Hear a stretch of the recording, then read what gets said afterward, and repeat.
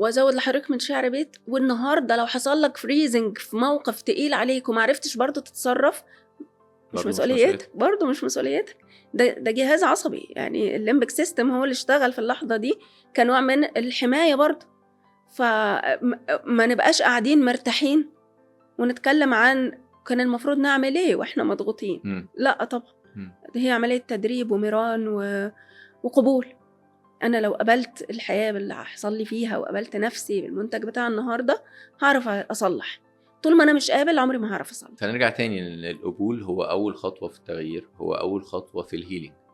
ان انا اقبل ان ده جزء من قصتي، ان ده فعلا حصل، واقبل المسؤوليه لو كان فيه المسؤوليه بتاعتي في اللي حصل ده، واقبل ان ده حصل بس انا ما كانش ليا فيه يد ولا مسؤوليه، ولكن تغييره النهارده والهيلينج بتاعه النهارده هو ده اللي مسؤوليتي.